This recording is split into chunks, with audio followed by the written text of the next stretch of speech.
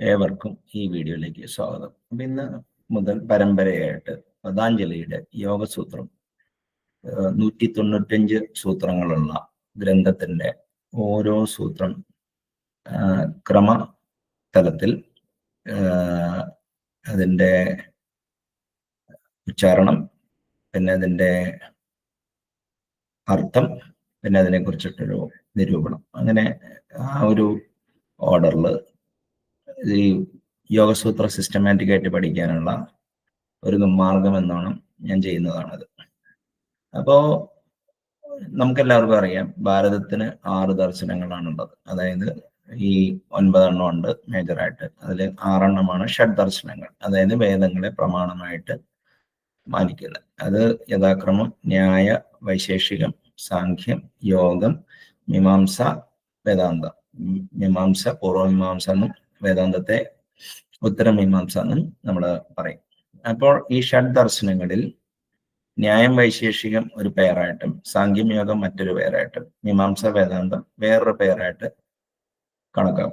കണക്കാക്കപ്പെടുന്നു. അപ്പോൾ സാഖ്യ മെറ്റാഫിസിക്സിന്റെ മോഡലാണ് യോഗ ഫിലോസഫി റിലേ ചെയ്തിരിക്കുന്നത്. അതേമാതിരി തന്നെ വൈശേഷിക ഓണ്ടോളജിയുടെ മോഡലാണ് മറ്റേ ന്യായ ലോജിക്ക് വർക്ക് ചെയ്യുന്നത്. പൂർവമീമാംസയും ഉത്തരമീമാംസയും സെയിം ഓണ്ടോളജിക്കൽ സ്ട്രക്ചർ ആണെങ്കിലും ആക്സിയോളജിക്കലി ദ ഡിഫർ. ഒന്ന് കർമ്മകാണ്ഡവും ഒന്ന് ജ്ഞാനകാണ്ഡവുമാണ്. അപ്പോൾ സാഖ്യ യോഗ എന്ന പേരിലെ യോഗത്തെക്കുറിച്ചാണ് ഈ നമ്മൾ ആദ്യം സംസാരിക്കാൻ പോകുന്നത്. അപ്പോൾ യോഗ സൂത്രയെ കുറിച്ച് പറയുമ്പോൾ അഷ്ട അംഗ യോഗ എന്നാണ് പറയുന്നത്. അഷ്ടാംഗ യോഗം. അംഗം മീൻസ് ഡയമെൻഷൻ. അപ്പോൾ യമം, നിയമം, ആസനം, പ്രാണായാമം, പ്രത്യാഹാരം, ധാരണ, ധ്യാനം, സമാധി. അങ്ങനെ ഇതാണ് 8 അംഗങ്ങൾ പതഞ്ജലിയുടെ യോഗസൂത്രത്തിൽ ഉള്ളത്. അപ്പോൾ ഇതിനെക്കുറിച്ച് നമ്മൾ ഡീറ്റെയിൽഡ് ആയിട്ട് വരും എപ്പിസോഡുകളിൽ സംസാരിക്കുന്നതായിരിക്കും. അപ്പോൾ ഈ ഭാരതത്തിലെ ഏത് സാമ്പ്രദായം, അപ്പൊ അങ്ങനെ നോക്കുമ്പോൾ ഈ ഷഡ് ദർശനങ്ങൾക്ക് ഇപ്പോ എന്താ പറയാ, ന്യായം ഗൗതമ മഹർഷിയുടെയും വൈശേഷികം കണാദ മഹർഷിയുടെയും സാഖ്യം കപിലമുനിയുടെയും യോഗം പതാഞ്ജലിയുടെയും ജമനി മഹർഷിയുടെ പൂർവമീമാംസയും ബാദരായൺ അഥവാ വ്യാസന്റെ ബ്രഹ്മസൂത്രവുമാണ് ഈ വേദാന്തത്തിന്റെ ഈ മൂലഗ്രന്ഥങ്ങൾ. ഓക്കെ, വേദാന്തത്തിലല്ല, ഭാരതീയ ദർശനങ്ങളുടെ. അപ്പോൾ പതാഞ്ജലിയുടെ യോഗസൂത്രയെ കുറിച്ചാണ് നമ്മളിന്ന് ഇത് ചെയ്യുന്നത്. അപ്പോൾ ഇപ്പോ ബ്രഹ്മസൂത്രം അദ്വൈത വേദാന്തത്തിന്റെ അല്ലെങ്കിൽ വേദാന്തത്തിന്റെ പ്രാമാണിക ഗ്രന്ഥമാണ്. ബ്രഹ്മസൂത്രം തുടങ്ങുന്നത് ആദതോ ബ്രഹ്മജിജ്ഞാസ എന്ന് പറഞ്ഞത്. അതേമാതിരി തന്നെ എല്ലാം ഒരു അധശബ്ദത്തിലാണ് തുടങ്ങുന്നത്. ഇപ്പോൾ പതഞ്ജലി മഹർഷിയും വേറിട്ട രീതിയിലല്ല തുടങ്ങിയത്. അധ യോഗാനുശാസനം എന്ന് പറഞ്ഞിട്ടാണ് പതഞ്ജലി മഹർഷി യോഗസൂത്രം തുടങ്ങുന്നത്. Now it is time to യോഗം അനുശ്വസിക്കുന്നു, ഡിസ്കസ് എന്നല്ല, അതായത് യോഗത്തിനെ കുറിച്ചിട്ടുള്ള ഇൻസ്ട്രക്ഷന് സമയമായി എന്നാണ് പറയുന്നത്. അതിനൊരു ഡീറ്റെയിൽഡ് മീനിങ് ഉണ്ട്. ഇപ്പോ ആദതോ ബ്രഹ്മജിജ്ഞാസ എന്ന് പറഞ്ഞു കഴിഞ്ഞാൽ സാധന ചതുഷ്ടയം, അങ്ങനെ കുറെ കാര്യങ്ങളുണ്ട്. അതേമാതിരി തന്നെ ഈ യോഗാനുശാസനം എന്നുള്ളതിന് ഒരു ഡീപ്പർ മീനിങ് ഉണ്ട്. പക്ഷെ അത് വരും വേഴ്സസിൽ ആസ് വി പ്രൊസീഡ് ഒരു അവലോകന സമയത്ത് നമുക്കൊന്നും കൂടി 4 പാദങ്ങളാണ് പതഞ്ജലിയുടെ യോഗസൂത്രത്തിനുള്ളത്. അതിലെ ഈ ആദ്യത്തെ പാദമാണ് ഇപ്പൊ നമ്മൾ ഡിസ്കസ് ചെയ്യാൻ പോകുന്നത്. അപ്പൊ അതില് 34 ശ്ലോകങ്ങളുണ്ടെന്നാണ് എൻ്റെ ഓർമ്മ. സമാധിവാദത്തില് 51ആണ്. 34 ഉള്ളത് കൈവല്യവാദത്തിലാണ്. ഓക്കെ, അപ്പോ സമാധിവാദം, സാധനാപാദം, വിഭൂതിവാദം, കൈവല്യവാദം, അങ്ങനെ 4 പാദങ്ങളാണ്. അങ്ങനെ എല്ലാം കൂടി 195 ശ്ലോകങ്ങളാണ്. ഈ ചില ബുക്കിൽ 196 കാണാം. അപ്പോ 195 ശ്ലോകങ്ങളാണ്. ശ്ലോകങ്ങളല്ല, സൂത്രങ്ങളാണ്.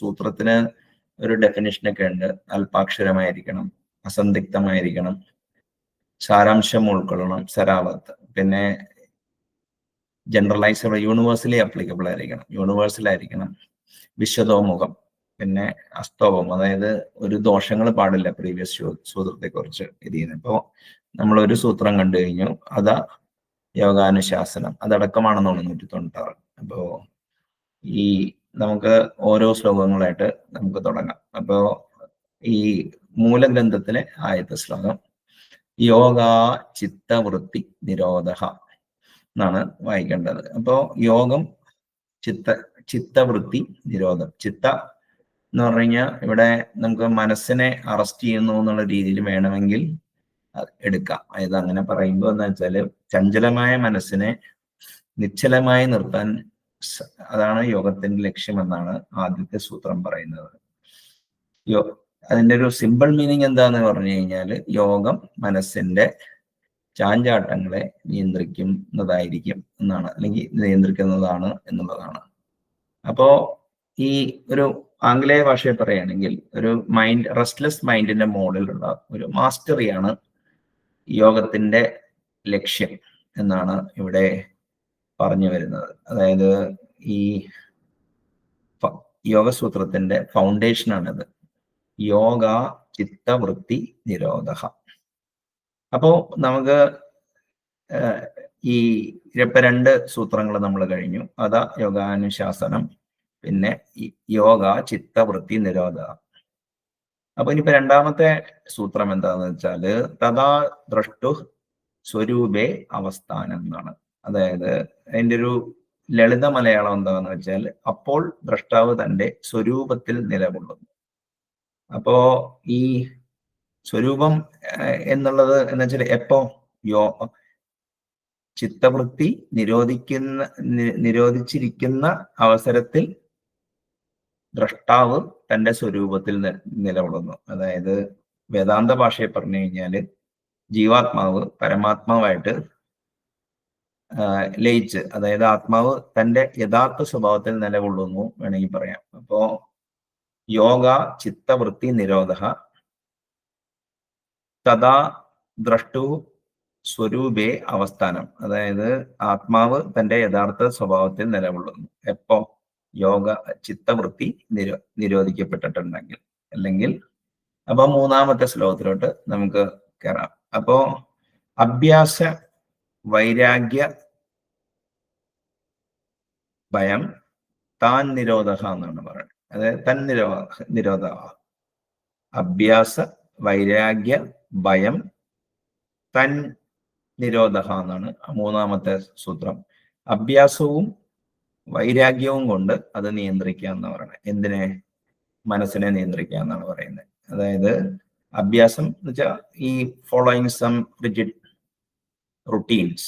പിന്നെ വൈരാഗ്യം എന്ന് പറഞ്ഞു കഴിഞ്ഞാൽ നമ്മുടെ മലയാളത്തിൽ കാണുന്ന വൈരാഗ്യമല്ല, നമ്മള് എന്താ പറയാ വർജനം എന്നുള്ള രീതിയിലാണ്. അപ്പൊ കൊല്ലങ്ങൾക്ക് മുമ്പ് നമ്മുടെ ഈ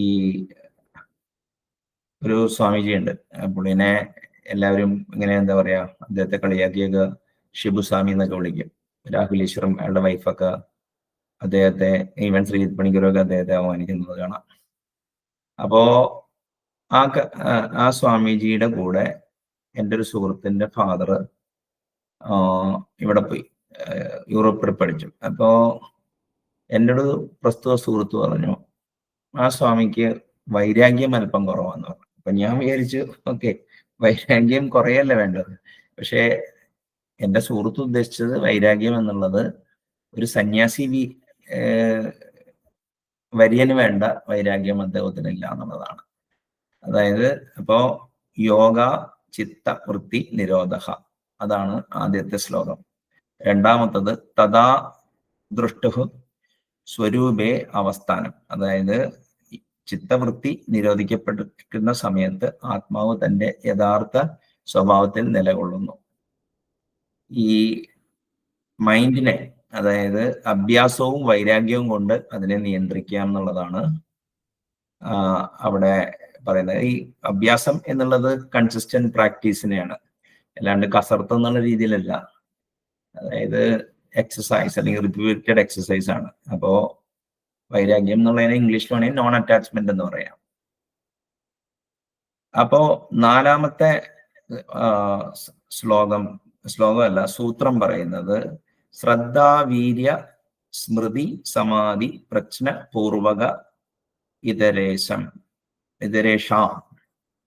ശ്രദ്ധ വീര്യ സ്മൃതി സമാധി പ്രജ്ഞ പൂർവക ഇതരേഷാം.